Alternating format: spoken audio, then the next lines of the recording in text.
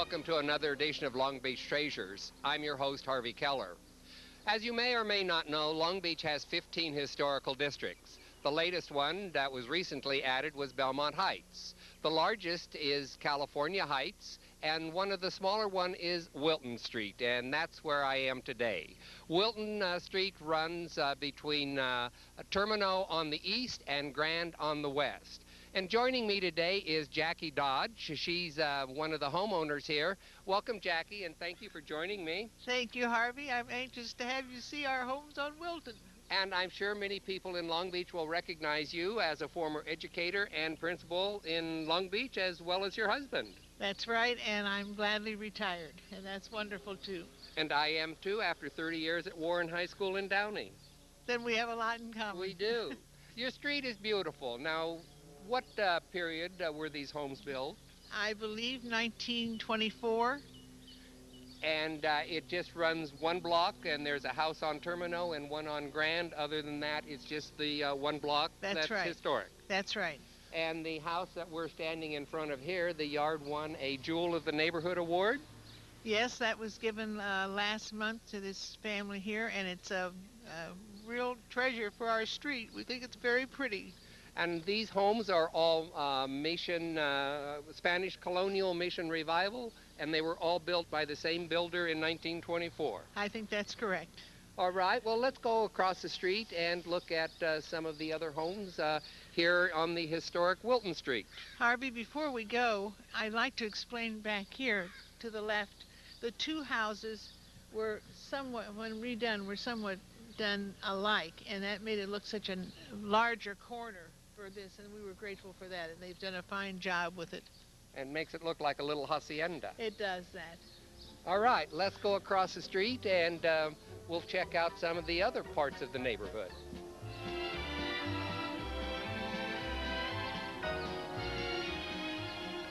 Jackie, with all these homes looking so much alike, the same architectural style, yet they're all individualized, but it gives the street really a great look, doesn't it? Yes, it does. A lot of individual character come out.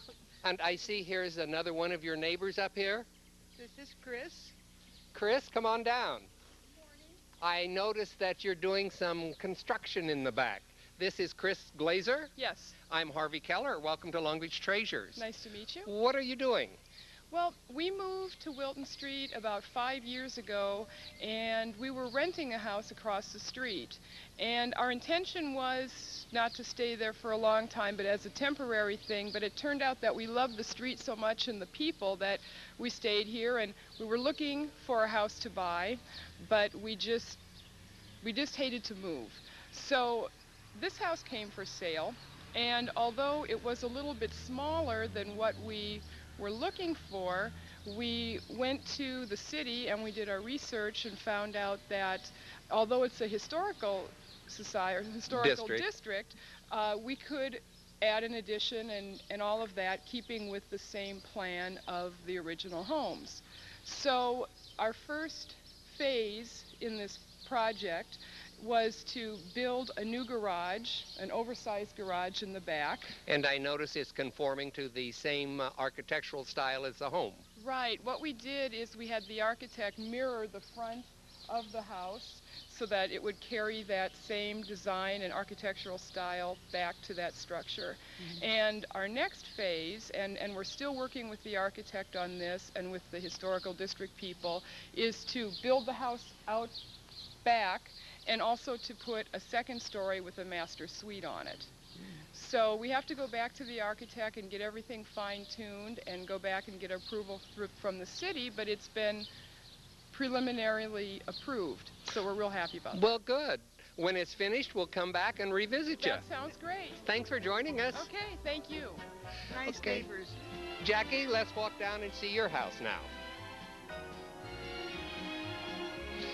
You know, Jackie, there are good things and bad things about living in a historical district, but I think one of the good things is that because there are restrictions, the homes remain intact as they were. No one does anything out of the ordinary that's going to ruin the ambiance of the neighborhood. That's right, because we all care, and it is nice to see individual feelings and thoughts in the homes, but yet Like you said, they still have uh, pretty much the same feeling. Jackie, this looks like you have one of the most charming homes on the street. Well, we're I'm proud. anxious to see inside. We're proud of it, and we're welcome you. I'm glad you're here. Oh, what a charming house. It's small. All of these homes are 2 bedrooms, but we treat it as 1 bedroom and a den.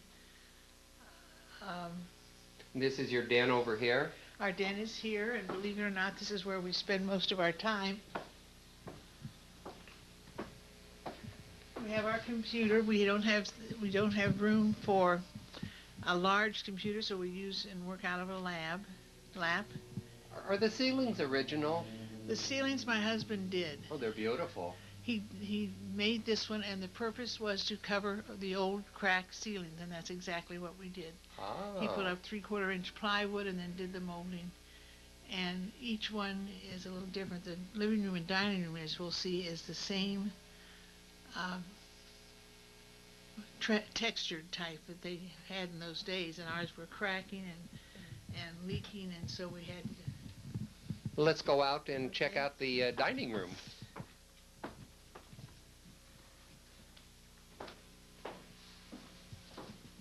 As you can see, it's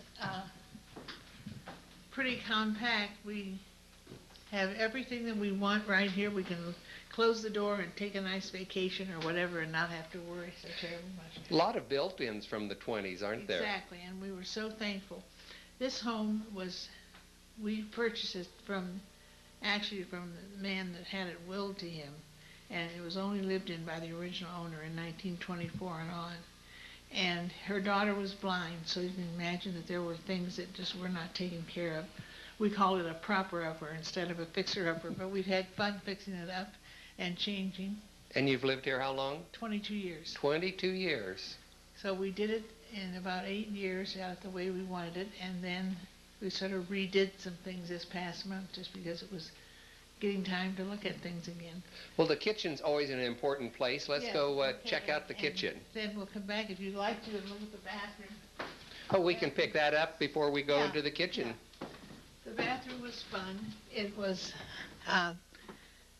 an old clawfoot tub, which we still have, the original tub, and it was not on the feet, but was encased in cement that rolled onto the floor and came up here onto the wall, and it was just sat in a frame.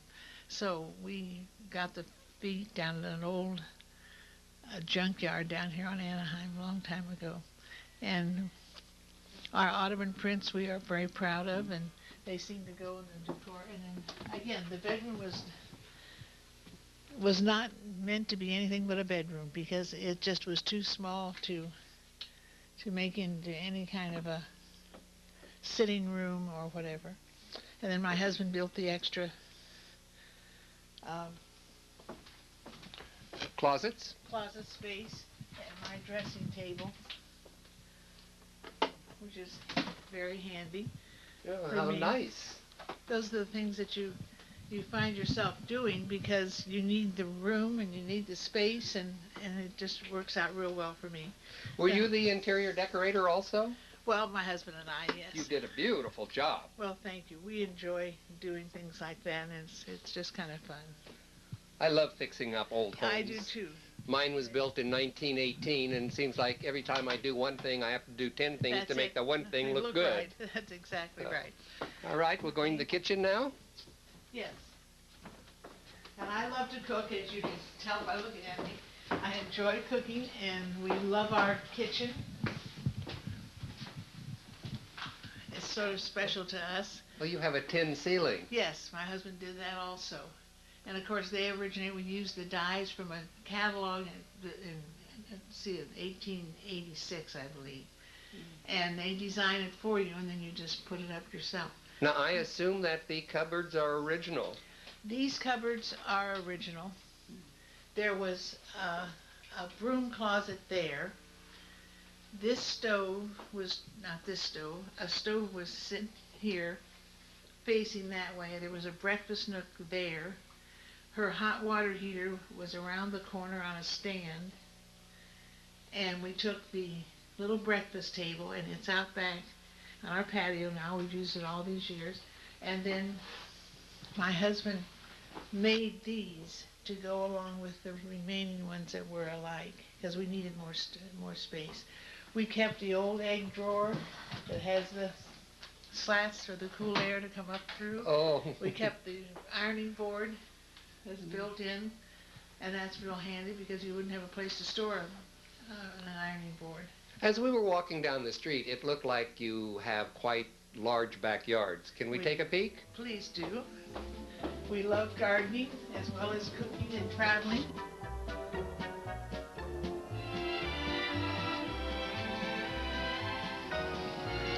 Oh, what a nice backyard.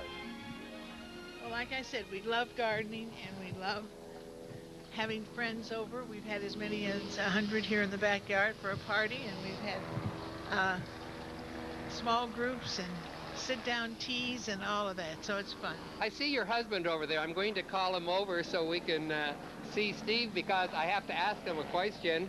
Hi, Steve. Welcome. Thank you. Good. Nice to have you with us. Is this your model train set? Is Well, this where yeah, you spend your idle hours? A few of my idle hours. It's sort of a disease, but we enjoy it. You and Jackie have done a great job in restoring, refixing, and doing all that you've done to your property. It's beautiful. Well, thank you. Anytime you want to come over and do my backyard or put a tin ceiling in for me, a wood ceiling, I'm available. All right. I don't know whether you can stand my prices or not. These are huge backyards. They really are. That's one of the things that people don't realize when they drive down the street. And Jackie's probably told you that we enjoy entertaining, and we have had up to 100 people back here. Oh, I can see. Well, easily it would hold 100 people. It's just a delightful place for entertaining. And I think we had that proper tea type of thing, and we had 68 sit-downs. So we do have a lot of area that we can... Is that your little potting house over there? It's really storage more than anything else. And holds some wonderful California wine that we enjoy sipping on now and then. Ah. So it's in the refrigerator in there. Now that I've told the secret, if it's missing, I'll know who took it. So we do enjoy plants and...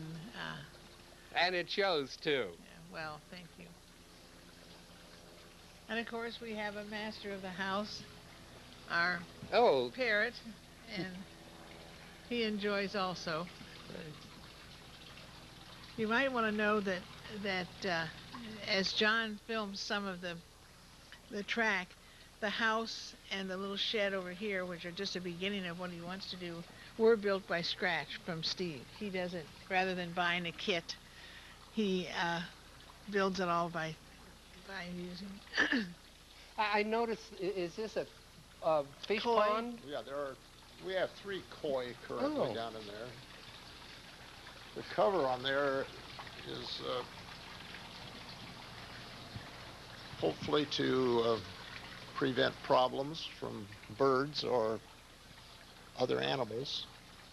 With the little fall there and the waterfall next to the garage, it gives us such a nice sound out here. You almost feel like you're someplace other than downtown or close to downtown Long Beach. That's right. It is a retreat, and we've always wanted a fireplace inside, but of course here we can't have it, and also we use our little Mexican potbelly stove. And in fact, we sat out here last night and read magazines and papers and articles. And tell me, did you open one of those bottles of wine? I have to tell you that we did. Well, only one. We're only -1. Jackie, Steve, I want to thank you both for letting us come into your home, your beautiful backyard, and telling us about your historic district up here.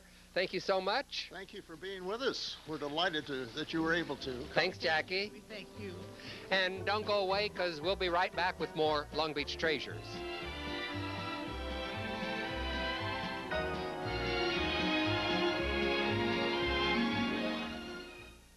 One of the things that I like most about the cable modem is that it's always on.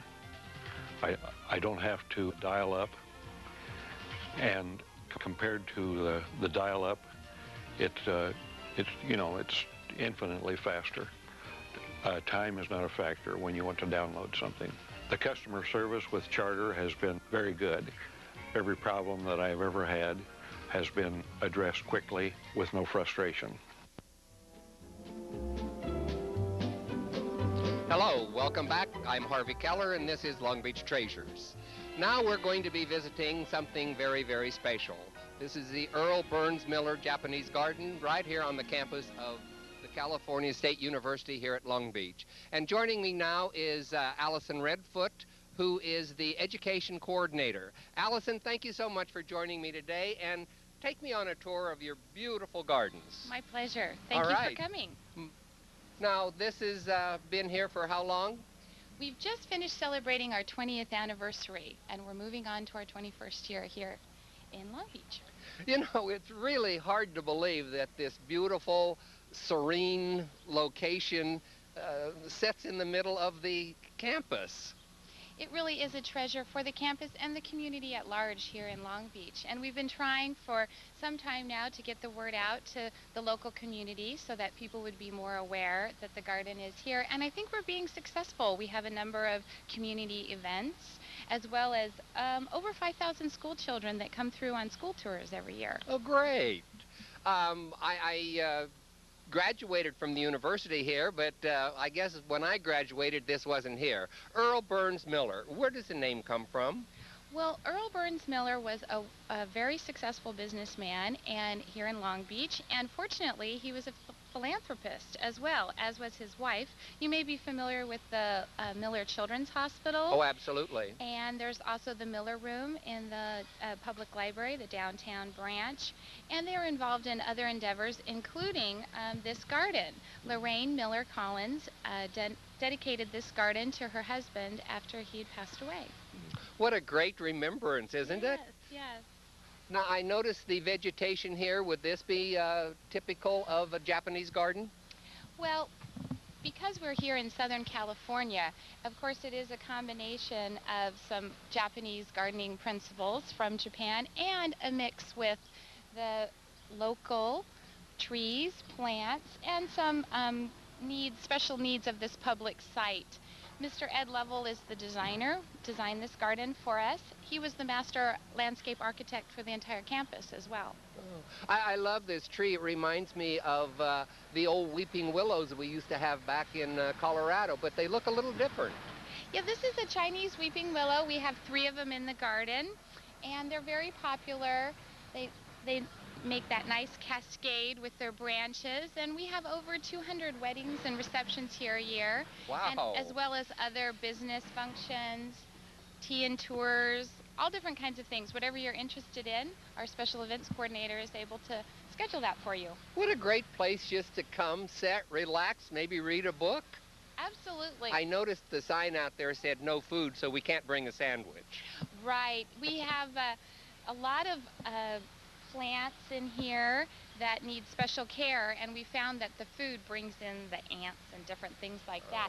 But it is a wonderful place to, as you said, read a book, write a poem, meet with a friend, just relax, which is such a nice asset for the community, really. How many gardeners does it take to maintain this? Well, we're lucky because although we only have 1 full-time gardener, we have a number of local community volunteer gardeners that come in every week to help maintain the 1.3-acre garden here. Aren't volunteers great? They really are. I don't know what we would do without them with all of our endeavors, actually. I think a lot of public places feel that way. Yes. Now, this is a very typical bridge, I assume, that you would find in the Orient, is it not? It is, and it's known as a moon bridge or a drum bridge. Ours is much lower than some you may have seen, and that's because our garden is completely handicap accessible. We not only have the Veterans Hospital as well as the Isabel Patterson Children's Center right here, so strollers, wagons, and wheelchairs and all those things can get over, but also just the high volume of public access that we have here. Over 50,000 visitors come a year. It's really nice to have a little bit of a lower bridge so that everyone can get over easily. Good thinking. Yes. Now, I noticed the waterfall here. This sure gives a pleasant little sound of the cascading water as we walk over the bridge. It really does. It's so nice to be here to fulfill all your senses. And there's the beautiful plants and flowers, and there's also a lovely aroma with a number of our plants that bloom throughout the year, but also the sounds, the waterfalls, the birds. I noticed a lot of irises. Are they typical in a Japanese garden? Yes, they do have a traditional sense in Japanese gardens. We're lucky to have caught them in bloom here because they just started a few weeks ago, and they'll go through the summer. We have both white and purple. I see a little tea house. Can we just walk up and Sure. take a look at it? Absolutely. Do you, is this used for public events? We do a number of different things in the tea house. Some of them orthodox, some of them a little bit more unusual. We do have the tea ceremonies occasionally, but also, for example, yesterday we had a special group in of school children doing a project, and they were able to go inside the tea house. It doesn't look like it would hold very many. It doesn't. It's just a 4.5 tatami mat room, and so they have to come in groups of 7 or 8. And this would be a typical little tea room in the Orient? Yes, it would. Of course, ours is adapted a little bit differently than in Japan, but we do have the luxury of having our own tea house here at the garden. That's great. And I see we can go down these little steps here. We can. A lot of the pathways, as I said, were completely handicap accessible here at the garden.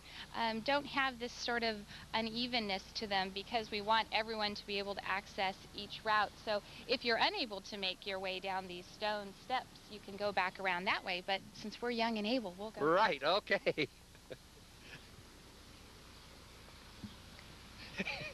Since you said young and able, it's just my luck I'll fall. No. Oh, this is beautiful. I'm really impressed, I must admit, and I'm sorry that I took so long to get over here. Well, we're just so happy that you finally made it here.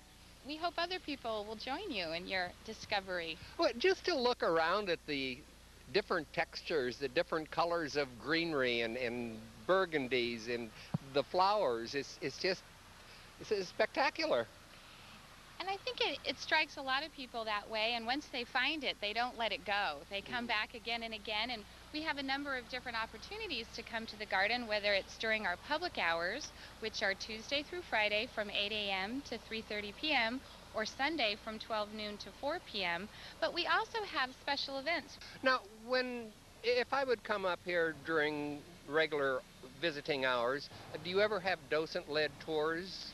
We do. You can call ahead of time, and if you have about a group of about 10 people, call about 2 weeks before at the very latest, and we'll arrange a student docent here. We have, of course, a wonderful opportunity to have our university students work here at the garden. So I want to go down here and look at the koi. okay. They sure are colorful, aren't they? They are. All of the koi in our pond here are either Japanese or German koi fish, and you might be able to tell the difference if we can get enough of them to come to the surface here. Our Japanese koi have a very regular sort of concentric scale pattern, like for example this gold one right here, you might see how it has little scales all over its body. Where the German koi have smooth sides, and it kind of looks like there's been a stamp mark down their spine. And we definitely have probably more Japanese koi than German koi, but if you look at this light orange one right here, you might be able to notice how its sides are actually smooth, and then it just has the markings down its spine there. They must know you. When you talk about them, they seem to come to the surface. They are very friendly, excellent pets. And just like here how we have dog shows, there are koi shows both in Japan as well as here in America. Do you ever have to thin out the population? Well, fortunately, the Zen Nippon Arankai Koi Club, the ZNA Koi Club, and this garden have a koi auction every November where we go through our fish population one by one, we drain the pond, and then we have an auction. And the public can come, and it's a live auction, and purchase fish, and that helps control the population in our pond. And that's a good way to stock up your own private little koi pond. It is. They're beautiful. Thank you. Everyone enjoys the koi fish. They provide both movement and color here in the garden. The water lilies are beautiful too. Oh, they're so nice this time of the year. How do they and the fish get along? They get along fairly well, although sometimes our koi fish will get a little too interested in them and have them for a snack. Are they vegetarian? Well, they eat a special koi food that we have here, and it's available for the public for 25 cents for a handful, so that anybody can have a handful and have a good time feeding the fish. Would you like to feed the fish right now? Well, I was going to, but I see that they're all here, so I probably wouldn't get any better view of the fish. But actually, it'd get them all moving around too much, huh? let me try it. I have a quarter right here.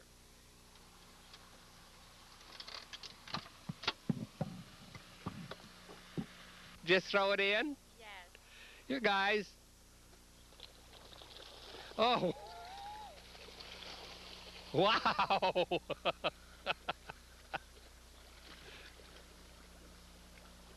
We'll have to get you your quarter back. No, that's fine. They're either hungry or they love the food. How often do you feed them? These fish are basically always willing to eat. But the public feeds them throughout the day, and we keep track of how many people come in. And if on the rare occasion where we don't have that many visitors, we do feed them ourselves.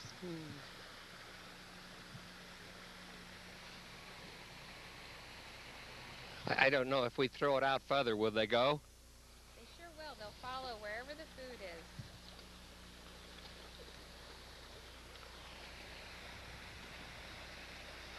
Quite a few people come to our garden to do film shoots. We have a wonderful film department here on campus, and they do some filming as well as other private entities, and they just can't believe our lovely collection of koi fish right here in Long Beach. Well, let's continue on down here and see the rest. Oh, we have another waterfall here.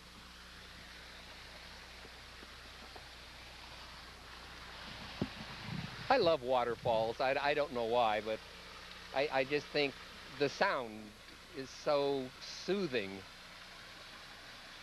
It really does give us a nice background music, so to speak, to our garden. Now, who owns this? The university, or is it the Miller Foundation? It is absolutely part of the university.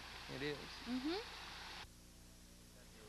Allison, this is a unique little device. What is it? Well, it's a water hammer, and it slowly fills up with water. Well, there and it then, goes. as it's going now, did you hear that little bunk noise it makes when it goes down? Well, that's useful because when there are animals in your garden that you don't want eating up your nice little beds, it makes them run away. It's just enough of a noise to have them skirt away. And we do have a number of different animals in the garden in the evening, and so it isn't just totally decorative in our garden even. That's great. I love that. Well, Allison, I want to thank you. This has been a delight for me, and I hope that everyone who hasn't been down to see the Earl Burns Miller Japanese Gardens at the University of California at Long Beach comes down and says hi to you and takes a tour of your facility, because I'm enchanted with it. Thank you so much, and thank you for coming. Thank you so much for letting us. Join us again next month as we take another walk through history and uncover more Long Beach treasures.